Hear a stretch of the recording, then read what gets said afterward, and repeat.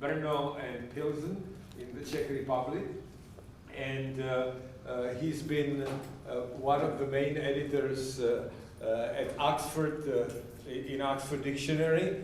I don't know what the company is called, but you know, OED. And at Collins, worked on the Colville Dictionary, and he got his PhD relatively recently in Brno. So here is Patrick Hanks. He's the most famous lexicographer that I know. Thank you. How many lexicographers do you know? Well, No, we won't go into Okay, I was going to answer, and it's bigger than one. I know, it's me and Sue Atkins. Well, and I would have thought Sinclair is a kind of a lexicographer too. Yes. So if I was squeezed, I'm not sure. Okay. Okay, so what I'm going to be talking about is a lexicographical approach to language analysis, in particular corpus analysis, addressing the problem, how do people use words to make meanings, and how can meanings be derived from text and processed. And the method we used is called CPA, Corpus Pattern Analysis. Every worthwhile project has to have its TLA, or three-letter acronym. So the first step is to take a sample concordance, classify every line in the sample, relating the collocates to a shallow semantic type system, a really shallow semantic type system, 40 or 50 types and growing slowly. The types are motivated according to the needs of the system, and I'm under constant pressure from my colleague Anna Rumszewski to keep the number of types down. They are motivated by the need to explain data. I'll show you some examples later. If after we've taken a sample concordance, typically a sample concordance will consist of 200 or 300 lines of examples of the word in use, unless, of course, it is less frequent than that. If it's more frequent, for example, in the case of a highly polysemous word, we will then go and take further samples, and we will even at that stage go on fishing expeditions for data to see whether "take the plunge" really is a phrase of English, or whether it's extremely rare. But what we don't do is invent data. We invent explanations, and we don't start with a fishing expedition looking for examples that will support our theory. We try to allow the theory to arise out of the data. So I said every line in the sample must be classified. Well, the classes are norms. So each word is used in one or more normal way. Exploitations of norms. Alternations are at its most basic. If you take a photograph, you can also take a photo. You can also take a snap. You can also take a picture. That's about it. There's not many more words in that little lexical set. So there are alternations. There are also causative, inchoative alternations, which are pretty regular. If they're very frequent, we say that both the causative and the inchoative is a pattern. If one is much more frequent than the other, we say that one is an exploitation of the other according to or is an alternation of the other according to a regular rule. Exploitations I'm coming to later. We have, since every line in the corpus must be analysed, we have to do some stupid things, some very basic things, like acknowledging that midnight storm is not a type of storm, but it could be, but it isn't in this corpus. It's a racehorse, name of a racehorse. We have to acknowledge that mentioning a word or a phrase is not to use it. So every linguistic textbook has examples of idioms. And most of them mention to kick the bucket as being an example of an English idiom. If you look in the British National Corpus, I think you will find 11 occurrences of kick near bucket. Kick, kicks, kicking, kicks, kicked. In 3 or 4 of them, there is actually a story in which a cow kicks a bucket over. In 6 of them, there are mentions of kick the bucket from linguistic textbooks. These will shed no light whatsoever on how the expression kick the bucket is used. The other 2 are impenetrable. In fact, they come down as unassignable. So having looked at the British National Corpus for kick the bucket, we're no further forward. That's an extreme case. Mistakes are interesting. Obviously, if I tell you that I learned, if I tell you that I learned German in the 1960s in Berlin, I've made some kind of mistake. I only mention this because we have to be able to classify errors. And I think there are semantic errors. Many worthy liberal linguists claim that the native speaker's utterances are so privileged that the native speaker cannot make a mistake. I won't detain you on that, but I think that that is not right. And finally, there are unassignables. There are cases where however much you widen the context around the keyword, trying to work out exactly what the speaker or writer meant, you remain baffled as to why the speaker or writer used this particular word, and so one needs a class of unassignables. If the unassignables become too large, or if the exploitations or alternations become too large, then we start to think, oh, well, maybe we're missing a norm here. I seem to have 2 E's here, never mind. Some problematic line E's. Okay, so one of the things, so here are some examples of some sentences which I would like to be able to explain. I hazarded, says the British National Corpus, says some writer in the British National Corpus, I hazarded various Stuart-esque destinations like Bali, Florence, Istanbul. His fit seemed to have abated. What is his fit? Is this something to do with the suit he was wearing? A storm of laughter arose. Why is storm problematic here? I'll try and explain later if we have time.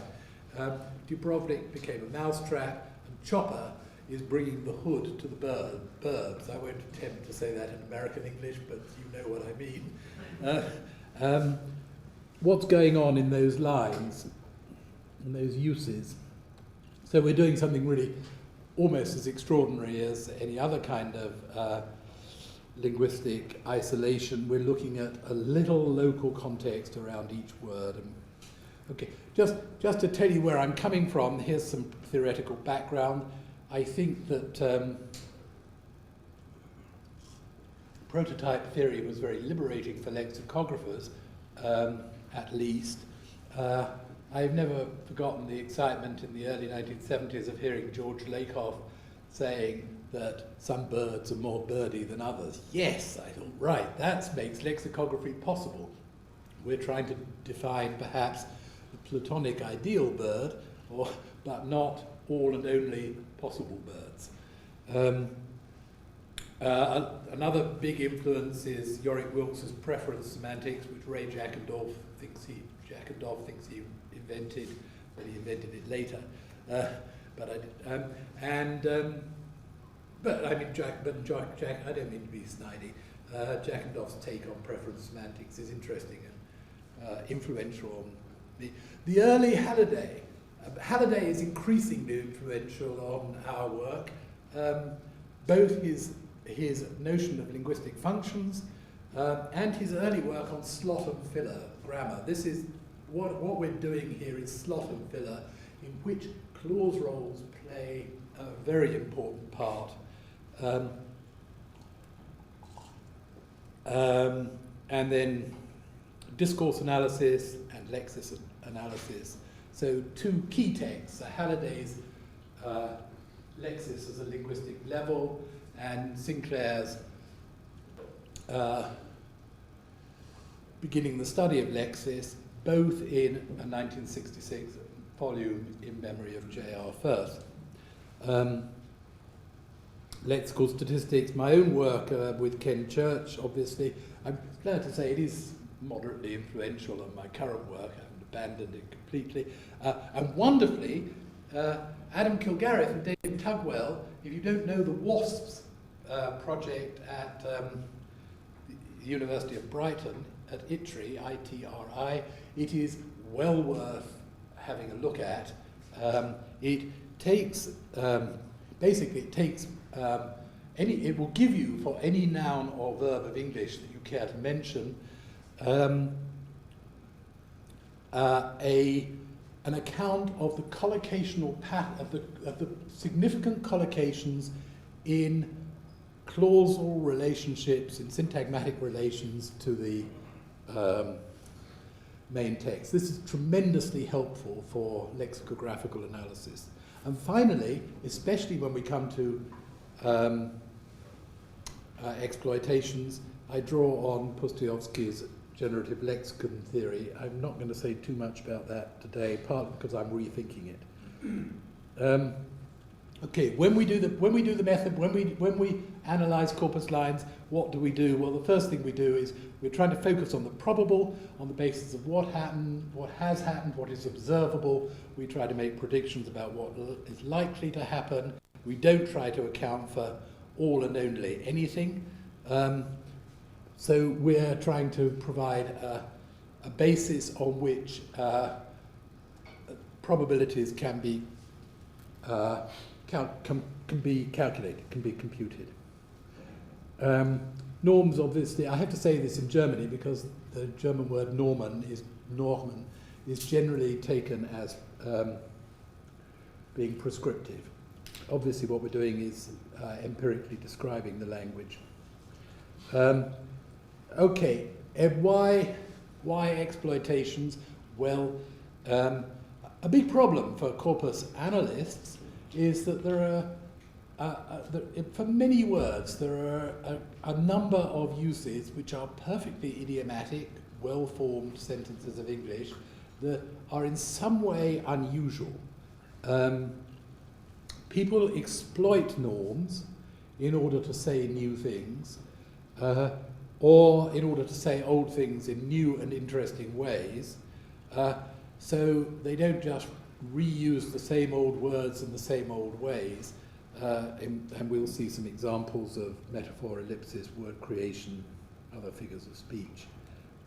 Okay, so what does a norm look like? Well, in English, this is a shorthand version, but it looks a bit like this. This is about as simple as it can get. We say, so we can detect, I can detect roughly 5 patterns, well, actually 5 patterns for the use of the verb abate, not a very frequent verb, in the British national corpus. A storm abate, there are just 4% of the uses out of 185, where there's a flood abating. Just enough to say, okay, well, we could say this is a norm rather than a problem. It's certainly not an abstract thing, and and saying that a flood is a storm is kind of stretching it a bit. You can see that there's a good deal of lexicographical art in making these decisions about how to group things. We could have said that floods abating is an exploitation of storms or problems abating. But then the kind of problems that I'm driven to mention in these patterns by my colleague Anna Rumszewski, who's doing the computing end of things, is to is to introduce lots and lots of equal signs. So we have high-level semantic types here, and then a much more delicate assignment. So how does this work in practice? Well, you can see that the British National Corpus, this is just a selection. There are many more. examples. Lots of storms abating, including a rainstorm. But then there's the weather. What sort of weather was it? Well, it wasn't sunshine or a heat wave. Gales are somehow semantically associated with storms, and so on. You would object to heat wave abating? I wouldn't object to it. I just didn't find it. And I'm saying that if it occurred, there'd be something abnormal about it. In fact, what I would want to say about it is that somehow a heat wave abating, the notion of a heat wave abating, if I find it in actual text and have to account for it, I'm going to say that it's exploiting the notion of weather being problematic and storm-like. So the heat wave is not just pleasant sunshine. It would be very odd, and we'll see some... So abate does not just mean attenuation of something unpleasant. Well, it sort of means that, doesn't it? So that's why I would have thought heat wave could abate that also. Well, I don't know. Yeah, could. I mean, I've said this 3 times today to various people. Could is the operative word in what you... Yeah, you could do that. Be unusual. That's the point. Okay, there is a huge number of abstract problems abating, but here are just a few examples. Inflation abating, fast threat, the intifada, the recession, ferocity of sectarian politics, and so on. I'll move along quickly. And I separated out, after much agonizing emotional problems, problematic emotions, not just emotions. If you say that his love for her abated, you are implying, I think, you're implying weakly that his love for her was in some way problematic, not just a wholly good thing, as we would all like love to be, because of the anxiety, awkwardness, pressure, agony, pain, shock, and fear that are normally associated with all of which, of course, could be associated with his love for her. Okay. Now, next thing we have to do is those things in double square brackets have to be tied into an empirically well-founded ontology. I'm afraid the lines, I did something stupid and I seem to have lost the lines between dog and pet and dog and animate. But at its most simple, we all know that that the idealization, that the sort of top-down hierarchies with neat trees are not very realistic. So dogs are members of the, well, actually I should have put mammal, shouldn't I? So dogs are mammals and dogs are pets. Canaries are not mammals, but they are pets. So that problem is multiplied hugely. The abstract, the hierarchy of abstract nouns that we see in WordNet seems to be total fiction, and you could rearrange it in an infinite number of alternative ways with equal truth, with equal validity. There is no reason, as far as no reason that I can see, I may be in trouble here, but I can see no reason for saying that a concept is an idea rather than an idea is a concept, or was it the other way round? I forget which way they do it, but whichever way they do it, as far as I'm concerned, concept and idea are just abstract nouns, and we need to flatten that hierarchy. In fact, we need to flatten WordNet in many ways. Fair enough to have mammals being vertebrates, being animate entities, but they have chordates between vertebrates and animates, or is it below vertebrates? I forget which. Why? I mean, are there chordates that are not vertebrates, or vice versa? I don't know. I think there's a tremendous confusion in WordNet between scientific concepts, which and logical concepts, which are the sort of concepts that Frege would have been proud of, nice, clean things, and word meanings, which are nasty, dirty things. I'm interested in the nasty, dirty things. Okay, and the last thing to say is that we really need totally separate hierarchies for verbs and nouns. At the moment, I'm only need to imply noun hierarchies. Just to give you an idea of the sort of, if you start to populate, I very rarely do this because it's incredibly time consuming, but if you try to populate the set of abstracts equals problems, and you look in the British National Corpus and the Associated Press for 91-92, which happens to be the best thing, the nearest thing that I can get to an American corpus, you find firstly some words recurring, which I've highlighted, fighting and fighting, tensions and tensions. So in among this this curious hodgepodge of lexical items, I detect a common semantic theme. I hope you do too. Much smaller is the set of emotions that abate, but anxiety, rage, anger, fear, and so on, and emotion itself. If somebody's emotion abated, you know what sort of emotion it is, because in J.R. Firth's immortal words, you shall know a word by the company it keeps. The company is both syntagmatic and paradigmatic. Here are the paradigm sets that contribute to our understanding of the word emotion in the context of abate. Also, before I leave abate, this is about the most simple verb in English. So the story gets more complicated. You should be aware that at least in British English, there is a domain-specific norm. Firstly, it's transitive. Secondly, I forgot to change nuisance to event equals nuisance, but you get the idea.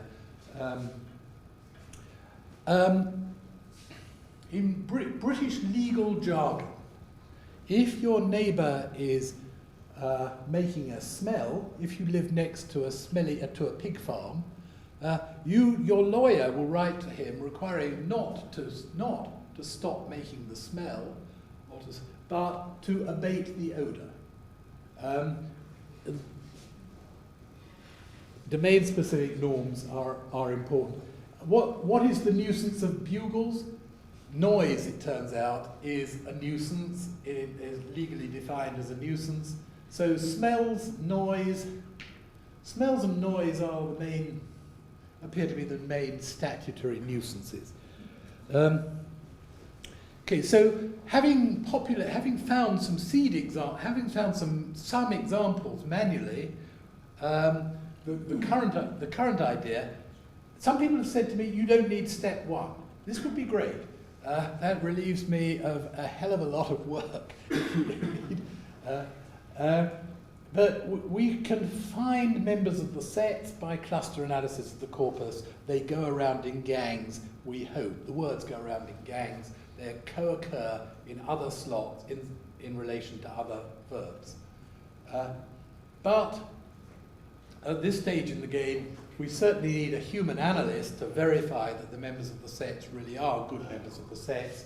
But we can then, I hope, sort of start to introduce semi-automation by some tentative disambiguation of other verbs using the lexical sets we've got, and we can go on to discover other lexical sets. I don't know how far it is possible to automate that. At the moment it's all done manually, and that's partly because we don't want to automate prematurely. It's partly because I don't have the computing skills to do it automatically, and partly because efforts that I've seen at premature automation lead to plausible but wrong results. So lexical sets, firstly they're different in kind from syntactic structures, as I hope has been apparent. The membership of a lexical set is in principle open-ended. When you've thought of all the members of a lexical set, even a small lexical set, it's always in principle possible to think, well, there might be one more. A lexical set, nevertheless, may have only one or two members. You take a look or a glance, and then it falls off pretty sharply. We found there may be another word meaning look or glance that you can take and have this sense, but it's not a large set. There are some huge sets, couldn't possibly be enumerated extensionally, like all the abstract things, all the events that there are. You couldn't go. Only a lexicographer would even dream of trying to list all the events that there ever have been, or could be, or will be. Of course, you can only come up with probabilities. There are no certainties. So the answer to the question, can you say this in English, should always be, you could, but maybe you wouldn't. But probabilities, of course, can be measured. Let's just give you a flavour of what a more complicated verb is like, and I want to cite a couple of examples. The verb take, I've done a preliminary analysis of the verb take, which is about as bad as it gets. Of course, take in itself has almost no meaning. It has almost no meaning potential. It has, do I mean that? No, I think it has, so words on the isolation have comparatively little meaning. In context, the meaning becomes much more definite. I found 61 phrasal verb patterns, some examples, 105 light verb uses. These are easy to spot because they have lexically specific objects. So an event takes place, a person takes a photograph, a person takes the plunge. Here are the heavy ones. These are the really hard ones to identify and process. The generic, semantically heavy uses. A person takes a physical object in an adverbial direction. I take a book off the shelf, or I can take the car to Baltimore. There are 13 patterns where the interesting thing seems to be adverbial. Top type means anything at all. So a person can take anything at all seriously, and a human group, probably a local authority, I don't know what the American for that is, will take a child into care. Into care is what tells you what's going on in relation to take.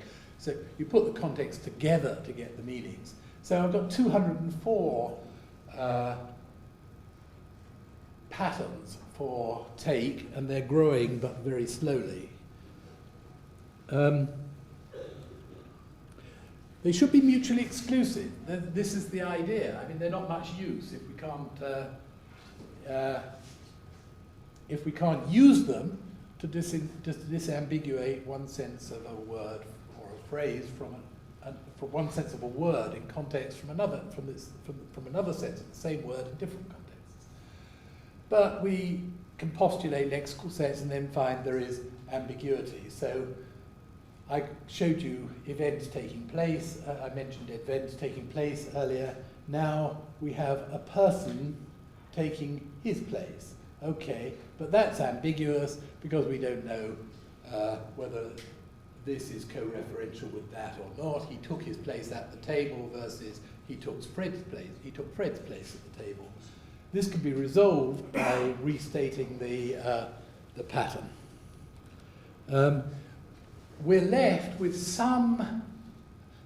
What is astonishing is that on so little context, local context around the word, so much disambiguation can be achieved.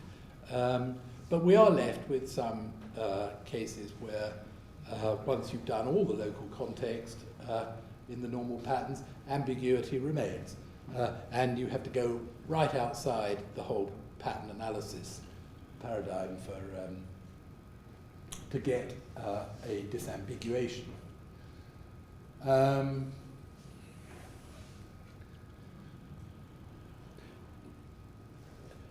In CPA, noun norms are different in kind from verb norms, and a different apparatus is required. So what we come up with, driven by the corpus, looking at the nouns, saying what are the nouns doing, are something which remind me of early English and ancient Germanic gnomic poetry.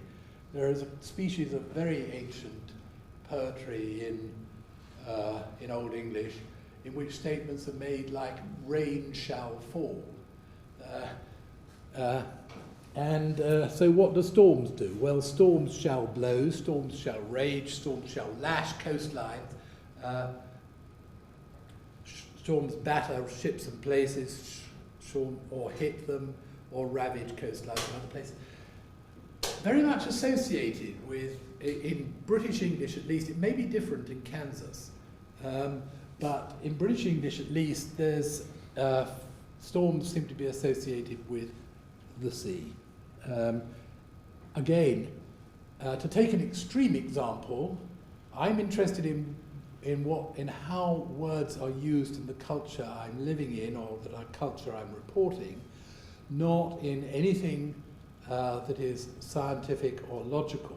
So when I find that in British English there's a significant association between spiders and baths, I have to report that. But if you tried to take a bath in England, anybody here been to England, tried to take a bath, you have to get the spider out of the bath before you can put the water in.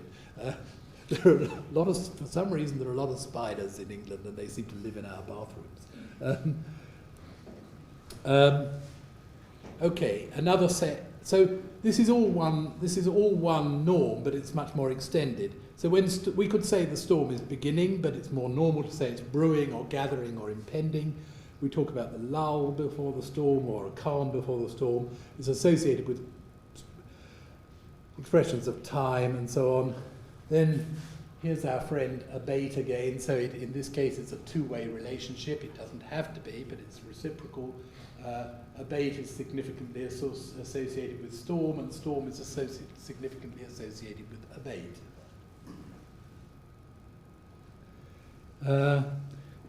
Well, you can go through a storm, but it is normal phraseology in English to talk about weathering a storm, surviving a storm, or riding out a storm, or getting caught in a storm. Different kinds of storms, you can list them. Both the classifying adjectives and the attributive qualitative adjectives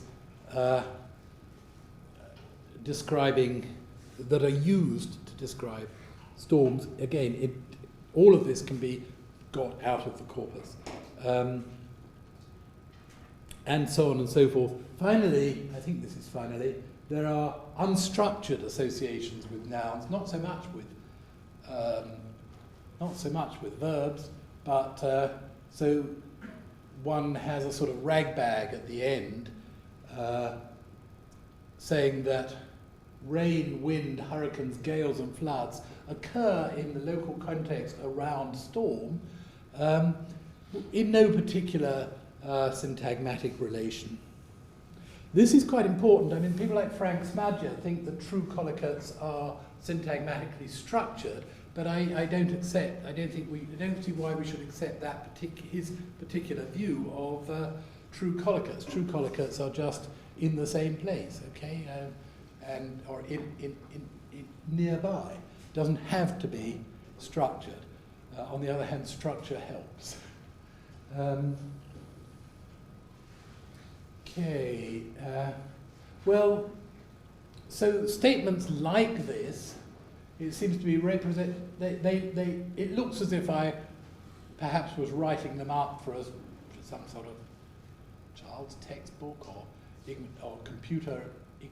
ignorant computer's textbook, but actually they are simply come out of the corpus and have been a little bit arranged. So some of the connecting words are mine, but the content words are significant in the corpus. They seem to represent some central and typical beliefs. I'm starting to feel Jungian here about the collective unconscious of English speakers. If you are going to talk about about storms in English, these are the things you have to believe. Maybe storms in the Sahara Desert are completely different, but I'm sure they are. So I feel that in a language, this is somewhat what we're looking at is where syntax meets semantics. Now I want to say a word or two about exploitations, so how the norms are exploited. So what is his fit at abated? I think most probably we would want to say that it's is it an emotion? Is it a storm? Is it an abstract problem? Well, I think that a good way to look at this is to say that it draws weakly on all of these stronger associations in order to get an interpretation. So we interpret words in context by analogy with their prototypical use, and this project is aiming at stating their prototypical uses. I cut out some stuff about metaphor because I don't think I got it right, but I do want to say that, of course, the most typical form of exploitation is metaphor. I want to make a strong distinction between dynamic metaphors, which nobody's ever uttered before. Dubrovnik became a mousetrap. Donald Davison cites Schopenhauer as saying that a geometrical proof is a mousetrap. And here's one from the British National Corpus. It is good to see that the railway is keeping its head above water. Well, you can see that that has to be metaphorical for obvious reasons. So I want to return sometime later to how metaphors relate to normal uses of the words involved. How do they, but it seems to be quite clear that there is some mechanism by which the normal use of each of the items involved is exploited for communicative and rhetorical effect. The distinction is with conventionalized metaphors, which are just norms. So I'm going to talk. Well, I think at the conclusion, there is a sort of continuum. I might as well say it now. There's a continuum. There's an analogy continuum. A dynamic metaphor is coined. Somebody says it for the first time. People think, oh, that's a good idea. It catches on in the language. It becomes a conventional metaphor. It has torrents of abuse. It's a conventionally metaphorical sense. The privileged sense of torrents of abuse, torrents of language is equally common in the British National Corpus with torrents flowing down a mountainside. So it's become conventionalized, but part of its conventionalization is that it still has metaphorical status. Ask an English speaker whether torrents of abuse is the literal sense, and most people will say no. But maybe... How do they know? That's an interesting question. I have an answer to that, and I think I may come to it. Basically, on the basis of the syntagmatics, but why don't we talk about that later? Because or if I don't cover it, ask me again. I do have an answer. Okay, so conventional metaphors are norms. Here are some conventional metaphors. Norms, of course, prototypicality is recursive. Do I mean recursive is iterative? So having established an exploitation of a prototype, that new prototype can then be exploited. So take a location by storm. Do I have the examples here? Yeah, okay. So the domain matters. So it starts, there are examples going back certainly to the 16th century in English of people taking a place by storm in a military sense. But then that is exploited for other kinds of places. A novel taking Paris by storm. How do we know that's a metaphor built on a metaphor? Well, we have to know firstly that that is a metaphor, conventional metaphor, and we have to know that it's now become quasi-literal in a military sense in order to understand how a work of literature is exploiting the same notion. Are you asserting that the first line is different from the others? In other words, yes, yes. Because take by storm is an attack. Yes. And the other one is metaphorically an attack. Yes. But when somebody first, back in the 16th century or before, maybe in a language other than English long before, the notion of taking a place by storm was metaphorical. The attacking army was likened to hail and rain and wind and all the confusion arising in a storm, in a meteorological storm. So, and then, but there is a continuum. So the conventionalized metaphor eventually becomes the literal meaning. Not many English speakers think that subject and object are metaphorical expressions, but go back to early Latin, and it's very metaphorical. A subjectum is something thrown under, and an objectum is something thrown in the way, or an obstacle. So subjects and objects in all their modern senses come from something being thrown under or in the way. The metaphorical sense, of course, has long since died. And eventually, the literal sense itself may die, or becomes rare or obsolete. So there's this sort of continuum. Okay, there are also clues for conventional metaphoricity. This is the answer that I was looking for. You don't talk about a storm of rain, you do talk about a storm of protest. You can also talk about a storm of all sorts of other things. When I say can, I mean it's found in the British National Corpus.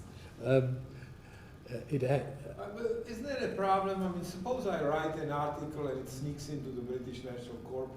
So now I'm not a native speaker, and all of a sudden you're going to give me legitimacy by saying, use this phrase, and now it's okay, but the other phrases were not used yet. Yes, I'm going to say, one of the things I would like to say is that the foreign learner, I'm assuming you're speaking of yourself as a foreign learner. That's It's hard to think of you as a foreign learner, I'm afraid, but the foreign learner's mistake may be the same form of words as the creative writers' exploitation. But in the one case it's being done for rhetorical effect, and in the other case it's being done because the guy doesn't have other strategies. I do it for rhetorical effect also. Okay, well then that's good. Yeah. but it's a misguided. Okay. But yes. Yeah. But remember, we're talking about exploitations here. You couldn't by yourself pass as evidence for a norm. Your usage couldn't pass as evidence for normal. But if it sneaks into the British National Corpus, you will start using it, right? Yeah. No, I may use it as an example of exploitation. I can't use it as an example of a norm unless you're using it exactly the same way as lots and lots of other English speakers. Okay. So you have lots of storms of negative reactions, typically a storm of protest or a political storm. Okay, this one is interesting. Do you know which text this line comes from? It's thank you. It's Lord of the Flies. Okay, a storm of laughter. Is laughter negative? No, it isn't. Is it negative in the context of Lord of the Flies, in this particular passage of Lord of the Flies? There's more to it than storm plus laughter, but the combination is exploiting protest, tears, emotion, bad things. Same with storm of applause. Do you know what BUF stands for? I think it's the British United Front. What is the British United Front? It's a neo-fascist party. The storm of applause is the writer is choosing the words consciously or unconsciously to reflect their negative association. But why do you give him credit? I mean, he may be a clod, and he used this because he's really... I'm not giving him credit, I'm giving the language credit. It's there in the language. I'd be totally unaware of it, but I see it as being there. No, but It would aren't be you a normal asserting word that to he used the storm of applause to somehow, I don't know, denigrate the buff followers? That's what I would like to believe. Yes, That's a exactly, strong but- interpretation. That's a maybe. Oh yeah, there's hundreds of fists raised behind you. Right. Yes. I mean, I think part of the question is the question about sampling, right? About the sampling. Is it appropriate to use the BNC as an appropriate sampling base? Like if you're looking really over all dialogue that's ever uttered, Yes. then that's something different. But the BNC is Yeah. small. Yeah. That's that. Yes. Okay. Point well taken. You've got to start somewhere. So what I'm going to say is, here's the equivalent of what is it, 5 or 10 years reading for an insidious human being who doesn't stop for anything except occasional sleep, has no conversation. Language exposure, tremendous amount of language. These are the norms that I see in the corpus, and some of the exploitations that I see in the corpus. Yeah, sure there will be others. Yeah, sure you can overinterpret the data, but this at least we see occurring. We can modify it in the light of other corpora at some future date, but at least we will then have something to modify. You've got to start somewhere. So I thought the writer here was actually using storm for a different reason, to evoke storm brewers. Yes, well, I mean, why not? It's yeah. I think all of these things can be present. You can overdo the literary criticism bit, but this is what Fred's nodding enthusiastically.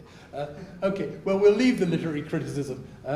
I happen to agree with you, but you can overinterpret it. It's certainly the comment is just that there might be a lot of pressures on word choice, and it might not be the particular one that you're looking at. Yeah. At the moment. Yeah, and I mean, language happens so quickly.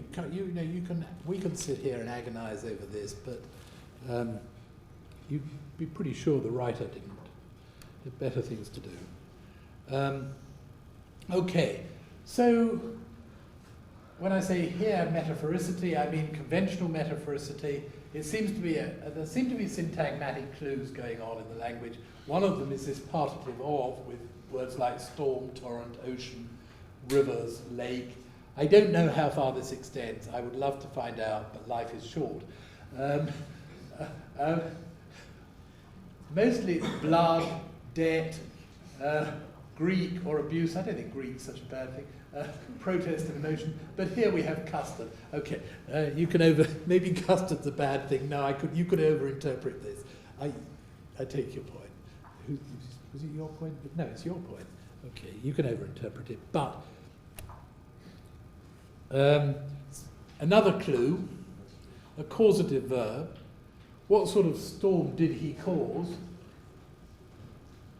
Or did she cause? Well, it wasn't rain, wind, thunder and lightning. I didn't find any in the British National Corpus. I asked my former colleague Ramesh Krishnamurthy to look in the Bank of English, which is 450 million words of English, and he found one occurrence where there was a human being causing a real storm. The human being actually wasn't a human being at all, although it said he. It was an American Indian god or spirit. Okay, so we exploit normal a word is a norm. We exploit normal words to create new normal words. So bringing the hood to the verbs, I think works something like this. People in Europe swallow this. Do you buy this? Do you buy this explanation? Is this sort of right? The context is some rapper, I think his name was Chopper, was fired by his record company for bringing the hood to the burbs. I'm sorry, I can't do it. Somebody here. What would this mean? It was bad. Clear that he did a bad thing. What was the bad thing that he did? Well, I would like to say that I would like to believe that what this means is that he brought the behavior that is characteristic of a poor neighborhood to a respectable and peaceable suburb. But whatever it means, I think it's a beautiful phrase.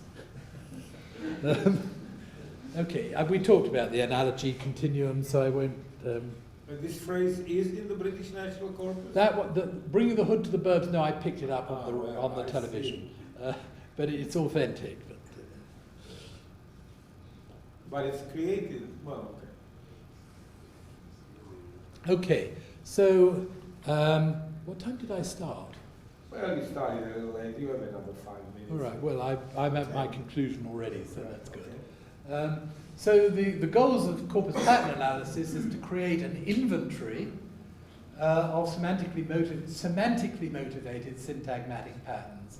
So it will be actually, it's a crazy idea, a dictionary of English sentences. Not so crazy when one looks at just how patterned the language is. The normal sentences of English are very striking. The possible sentences of English are, as we all know, infinite in number. We wanted some sort of program for clustering these lexical sets. We want to get evidence for the principles that govern exploitations of norms. It seems to me that we start with metaphor. Oh, did I explain Stuart? Did I explain she hazarded various Stuart-esque destinations? No, you didn't. It was on the first slide. Okay, Yeah. Let me just explain it. I must have deleted it during. Okay. It seems to me it's a very clear case of exploitation by ellipsis. What do you do to a destination to hazard it? Answer, nothing. But if you accept that what you normally hazard is a guess, then she must have guessed at various destinations. She hazarded a guess at various destinations characteristic of Stuart. Would sort of make more sense, but be less compact and poetic. There's a lot of ellipsis around, and there's a lot of coercion around. Okay, I don't want to go into that. So we're trying to construct evidence for the principles that govern the exploitations of norms, as well as evidence for what the norms are. And we're trying to give if you accept the notion that a word in isolation has tremendous entropy, then we're trying to look at how that entropy is reduced when the words are actually used. And a second bout of conclusions. People both use norms and exploit them. They can be exploited explicitly. The rules for exploiting them can also be stated explicitly. The whole language system is probabilistic and preferential. I think that's probably less controversial now than it once was, and there are no necessary conditions. Thank you.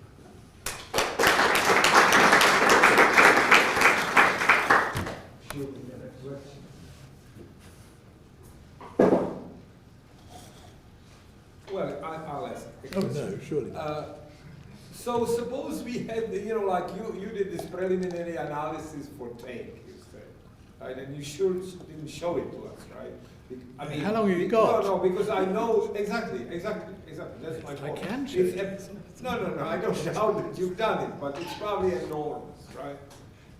It's probably enormous. Yes. And then there There's are 204 items with supporting examples. Exactly, and other words are almost equally as complex, etc. A few, but so suppose you were able to do this for all the frequent words of English. So I only want to do it for the verbs at this stage. okay, well, so for the frequent verbs of English. Yeah. Well, for all the verbs of English. I know, but how would mankind benefit from it? I don't mean that you shouldn't do it. I mean by it, how would you publish it, or how would you make it available, or yeah. Okay. Well, where would this work go? yeah. I can make some suggestions about possible answers. Firstly, I think that implicit in it is a revision of, or some, there are theoretical implications. So yeah, I would simply want to publish, I would want to work out what, do want to work out what and I am working out what the theoretical implications are. And sometimes I think I've made a great discovery and then I find that I've just rediscovered something that everybody knew already. And sometimes I think we have got a great new discovery, and sometimes we find things in received theory that don't work very well when held up against this, starting with the term selectional restrictions. Because what we see is that the data, what I see is the data can really only be satisfactorily explained by explaining selectional constraints in terms of selectional preferences. So that's one answer. Another answer is that that when I look at the activities of my friends in the in the natural language processing industry, whether they're doing inferencing or message understanding or machine translation, it seems to me that that what they lack is something that is a basic lexicographical resource that the lexicographers have failed to provide. Namely this: I'm a lexicographer, I should provide it. I have this appetite for large quantities of very boring work, and which you need to be a lexicographer. So I would think that both computer sciences and pedagogues, I think it has pedagogical implications. I think that that for those who are going to go into English language teaching, knowing how the word is normally used is really important for teaching learners to encode English or whatever language normally. And they're taught so much that so much of their time is wasted with, well, I think of one well-known English textbook, very successful English textbook, which starts with dialogues about checking an umbrella into a into the cloakroom at a restaurant. Well, how many learners of English, how many foreign learners of English? You see my point. So I think we can get a focus on what normally happens and how the words are normally used, and we can also, I think it has, incidentally, goodness, I'm running out. I'm maybe overdoing the implications. I think it has some implications for literary theory. I think much literature depends on the exploitations of norms. Let's see how the great writers have exploited the norms rather than pretending that, as Johnson and the OED do, pretending that they are the norms. Sure, Shakespeare created some norms, some phraseology in Shakespeare has become established, but more often he's exploiting the language for poetic effect. We need to make that distinction. We need to know when Jane Austen talks about, when one of Jane Austen's characters says, "I love to see a woman's enthusiasm, Fanny," he said. But much stronger term, enthusiasm was a much stronger term for Jane Austen, because in the 18th century it was associated with religious fundamentalism, being filled with the Spirit of God and rolling and shaking and speaking in tongues. And in America it became established as a term for a positive reaction. But you look at the high church English writers and philosophers of the 18th century. Well, John Locke devotes 17th and 18th century. John Locke devotes an entire chapter to an attack on enthusiasm. This is incomprehensible if you take the modern meaning. So we need to know what the norms of the past were, as well as what the norms of the present are, and what the implications and implicatures that can be associated. So you name it, I've got an application. I'm wondering about, I guess it's a point Fred raised, or I guess you raised it as well, with respect to these norms, when you talked about dating and distinguishing between, well, and there are other kind of cases where the storm is associated with water, as in Britain and coastal Kansas. And I just wonder, there seems to be at least this potential difference between knowledges that we have about selectional preferences, selectional constraints, as compared to just knowledge about or just facts about where we happen to live. So if it happened that one day the Atlantic Ocean were to dry up, right, and the Brits were to find themselves in a quite different situation with regard to weather, not with, yes.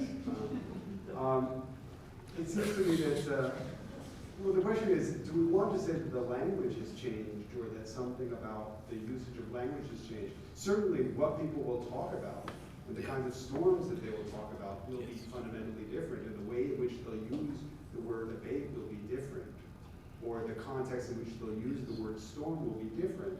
But if they're competent speakers of the language, they'll, in a sense, they'll already have the apparatus to know, well, when I'm talking about windstorms devoid of water, and I already know what kinds of things will fall together.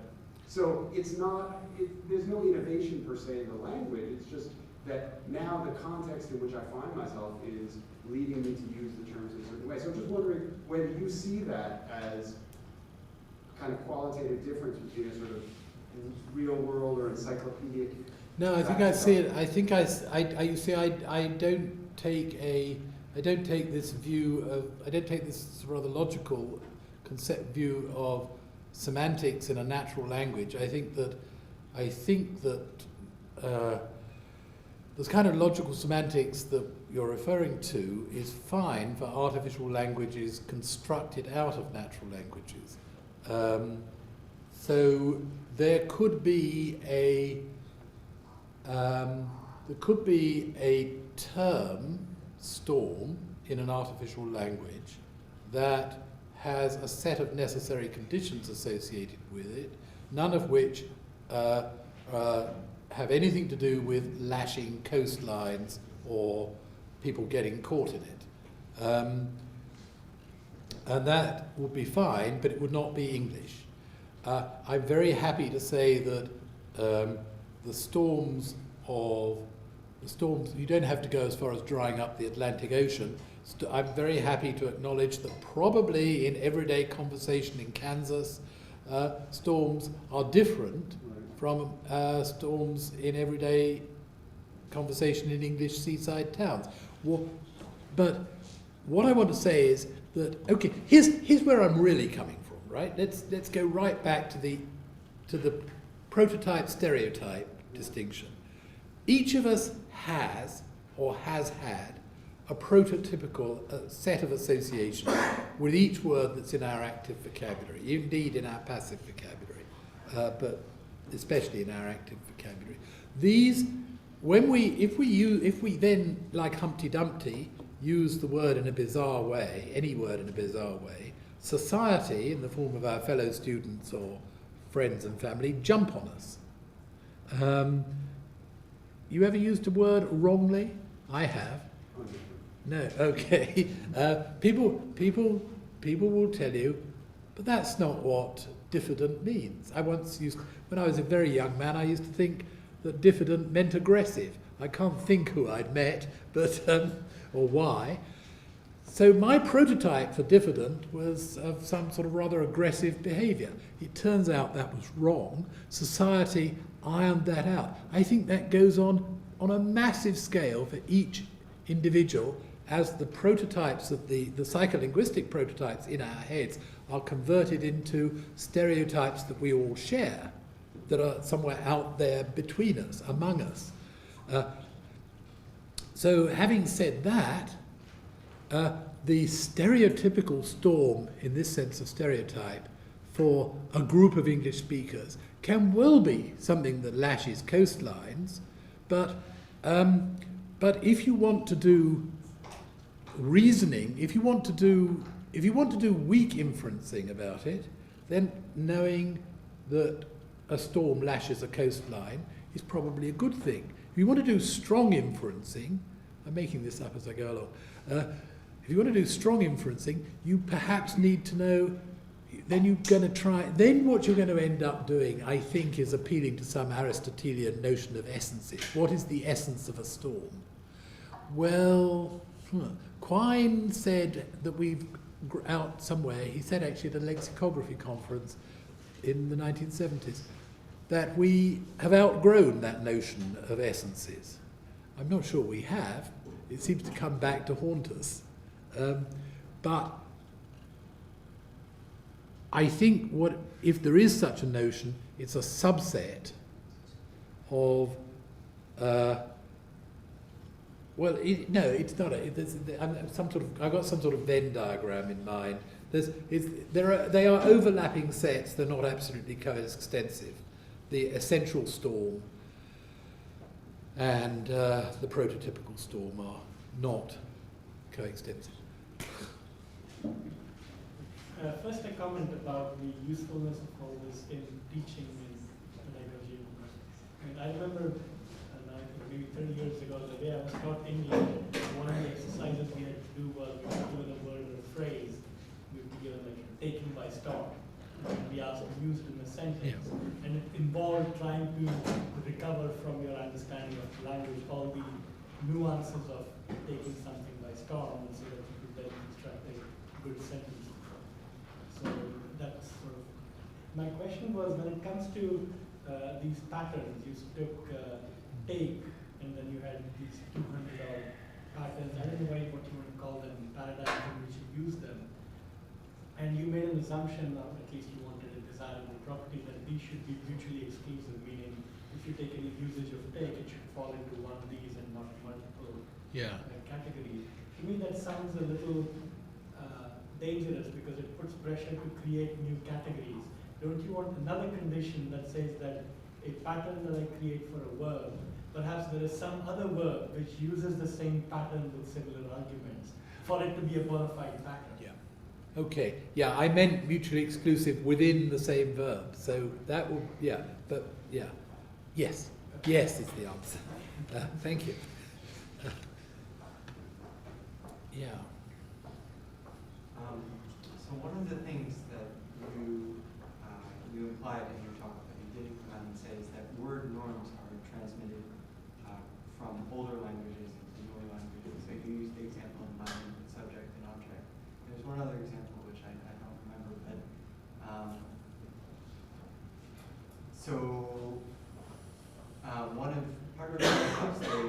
part of Lakoff's theory on metaphors is there's some meanings which are more central than others. So like physical and social relationships are more central. So, I mean, could you combine both of those ideas to posit at the beginning the set of, it's just yes. Yeah. I mean that's neat actually. There is, many people seem to have quite a strong intuition that language, the terms used to denote or relate to a physical external reality are more basic than abstract terms, and that's what Lakoff is doing. And maybe it would be interesting to find out but maybe abstract senses are less open to exploitation. Well, you have cross-domain. So decay is an abstract term, right? No, it isn't. No. Okay, I can't think of it. Okay, but yeah, you do get cross-domain exploitation. You get, and maybe you get it in the abstracts, but basically, yes.